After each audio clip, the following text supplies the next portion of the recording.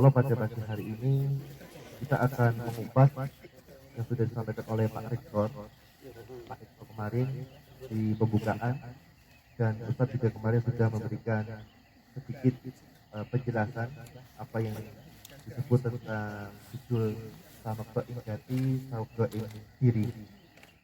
Jatah rizki yang Allah Subhanahu wa Ta'ala berikan, karena di antara alasan klasik yang sering diungkapkan sebagian kita tatkala dia tidak pernah mau untuk menolong orang lain, hadir ikut serta dalam kegiatan dakwah, dalam kegiatan sosial, dalam kegiatan kerelawanan, itu di antara masalahnya adalah masalah ekonomi, masalah anak dan istri.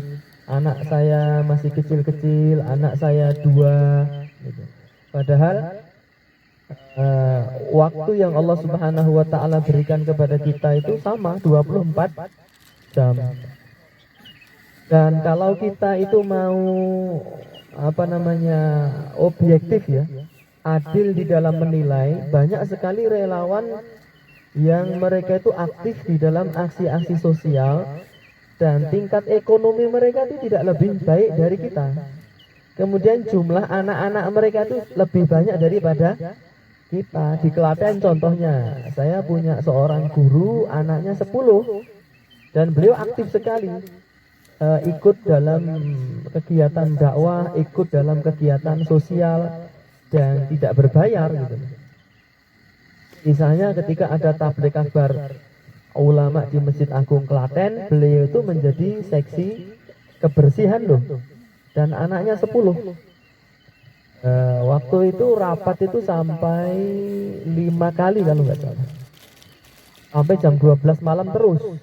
Kemudian sebelum hari H beliau juga sudah standby di lokasi dan pulangnya paling akhir memunguti sampah. Padahal beliau seorang guru, sebagian kita kan bukan guru gitu. Di dalam kitab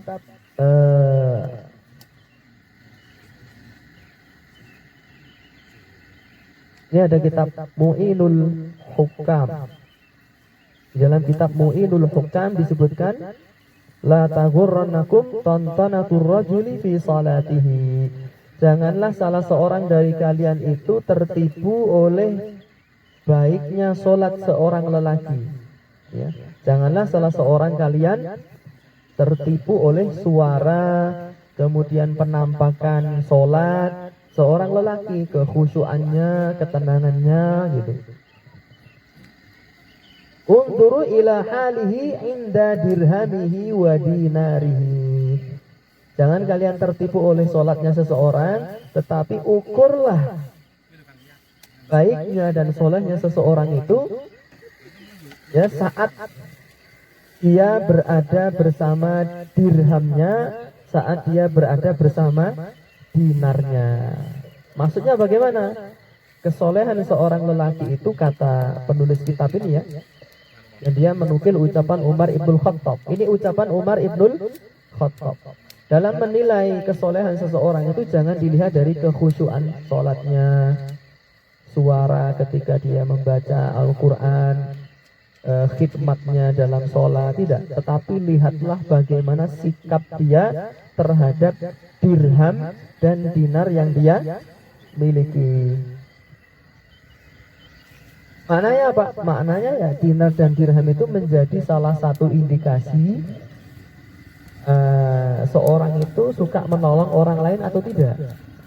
Tatkala seseorang itu suka menolong orang lain, memenuhi kebutuhan orang lain, memberi manfaat kepada Islam dan kaum muslimin, maka itu menjadi salah satu tanda kuat kesolehan seseorang. Oleh karenanya itu Abdullah ibnu Abbas radhiyallahu taala anhuma, beliau seorang yang faqih ya, dan ahli tafsir. Beliau pernah dipegang oleh Nabi. Sembari Nabi mengatakan, Allahumma faqihu fid din wa 'allimhu ta'wil. Ya Allah, pintarkan Ibnu Abbas ini di dalam agama dan ajarilah dia ilmu tafsir. At-ta'wilus sahih bermakna at-tafsir. Sehingga tidak ada satupun ulama tafsir di zaman kita ini melainkan mesti akan mengambil ilmu dari Ibnu Abbas. Iktikaf 1 bulan penuh di Masjid Nabawi itu menurut Ibnu Abbas tidak lebih utama, tidak lebih besar pahalanya dibandingkan jika seseorang itu keluar dari rumahnya untuk menolong kaum muslimin. Itu bayangkan. Riwayat ini teman-teman sekalian, juga ucapan Umar Ibn Khattab tadi memberikan banyak pelajaran kepada kita. Di antaranya bahwa kita itu menolong orang lain gak harus nunggu jadi orang kaya dulu. Menolong orang lain gak harus memiliki skill sebagai seorang relawan yang profesional. Dia harus memiliki kepakaran dalam apa namanya, vertical rescue, yang gandul-gandul itu loh. Bener apa enggak? Katanya vertical rescue. Kalau di PM ada apa mas yang nolong perahu karet jempale itu namanya? Ilmu apa itu namanya? Water rescue. Water rescue. Water rescue, vertical rescue. Kita bisa memiliki kepakaran misalnya brodot rescue gitu, untuk menyelamatkan lambung-lambung. Itu pernah nggak diadakan pelatihan begitu itu? Waduk rescue ya namanya. Atau yang lainnya. Kata Syekh Mukbil bin Hadi Al-Wadi'i rahimahullahu ta'ala, dia mengatakan begini, kalian itu bisa memberi manfaat kepada satu negara tanpa harus menunggu menjadi seorang politikus terlebih dahulu. Banyak yang memiliki pemikiran seperti itu. Kita tidak bisa memberi manfaat kecuali kita itu memiliki kekuasaan, baik tingkat lurah, tingkat RW. Termasuk ini ada kemarin saya lihat seorang mantan artis ya, jika ditanya kenapa pengen jadi pejabat, karena saya ingin berbakti kepada nusa dan bangsa. Kata Syekh Mukbil, kalian bisa memberi manfaat kepada satu negara itu jika kalian diberikan keinginan untuk menuntut ilmu. Yang kedua, kalian diberikan keikhlasan. Diberikan keinginan untuk menuntut ilmu dan diberikan keikhlasan oleh Allah Subhanahu wa taala. Kita bisa memberi manfaat kepada orang satu negara tanpa harus menunggu menjadi seorang relawan yang profesional yang memiliki macam-macam skill yang ruwet itu. Yang banyak ya, bukan ruwet. Memang ruwet ya, harus dipelajari. Saya misalnya menyalakan api, manfaat ini, manfaat ya ini. Kalau nggak manfaat rasa disumet aja mas.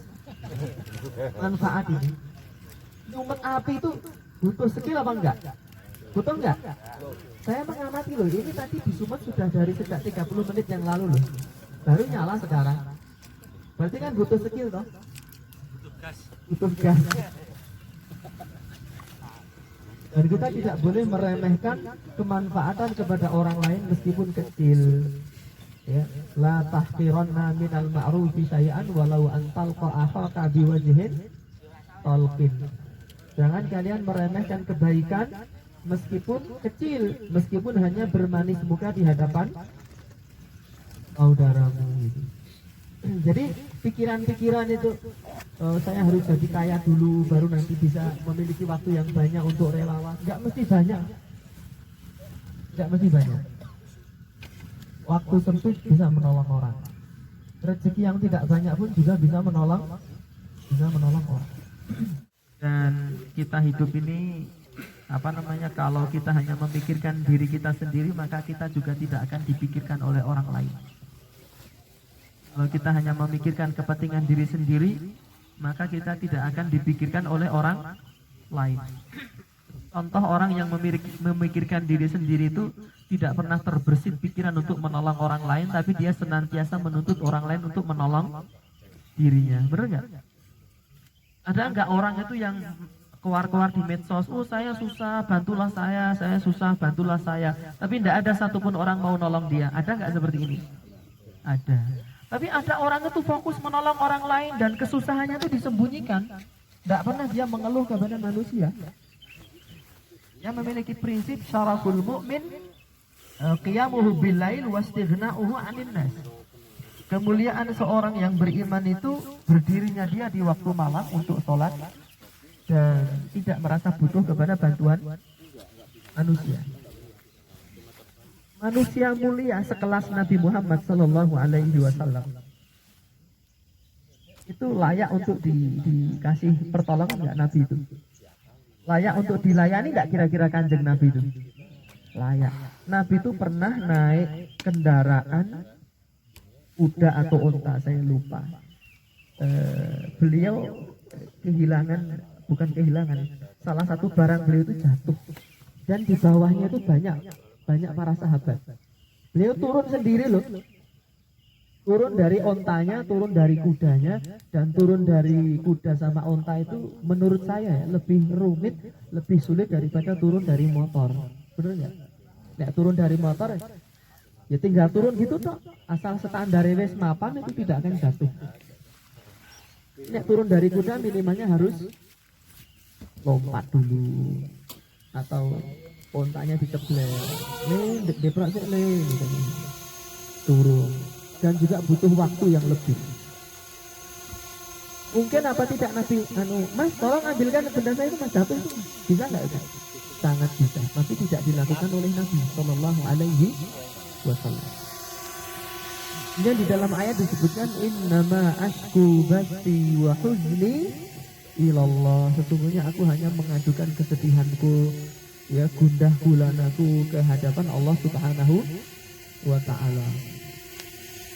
Orang yang menyembunyikan kesedihannya, menyembunyikan himpitan ekonominya, dia fokus menolong orang lain, itu seringkali dia tidak pernah minta tolong, tapi Allah Subhanahu wa taala menggerakkan hati kaum muslimin untuk menolong dia. Antum ngelihat nggak fenomena ini?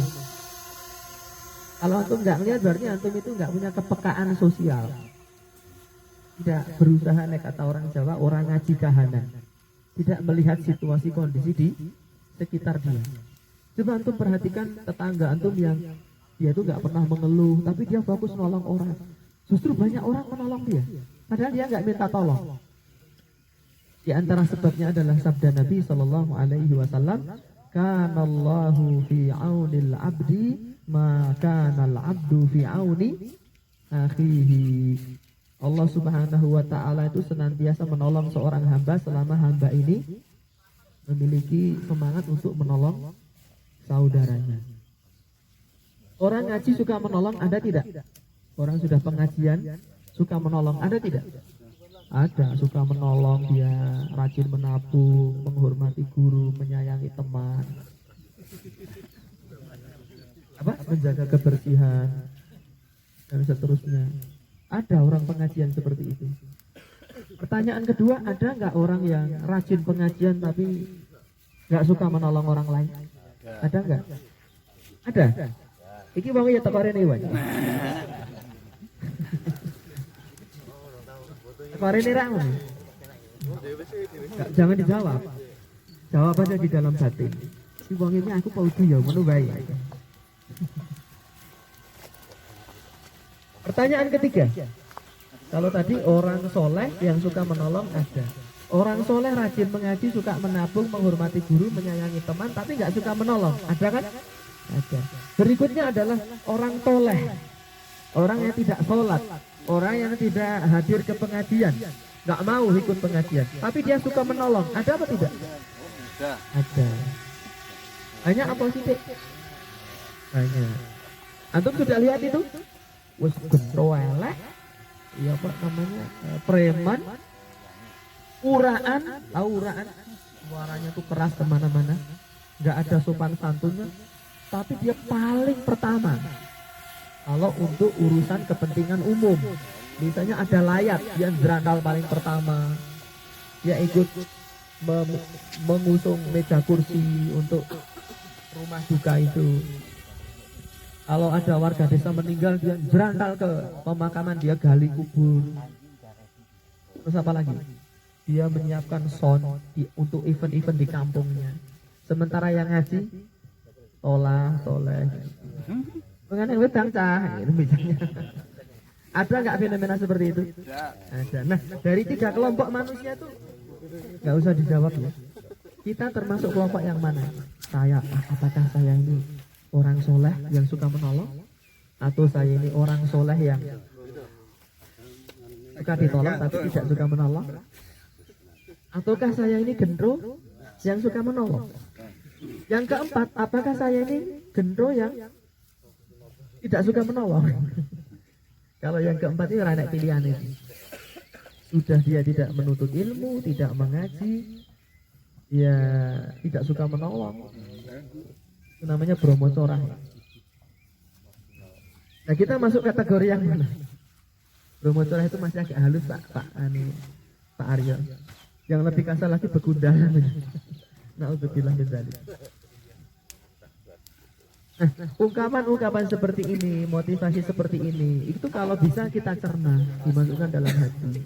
Tidak hanya sekedar bungan tua, melebu kuping tengen, metu kuping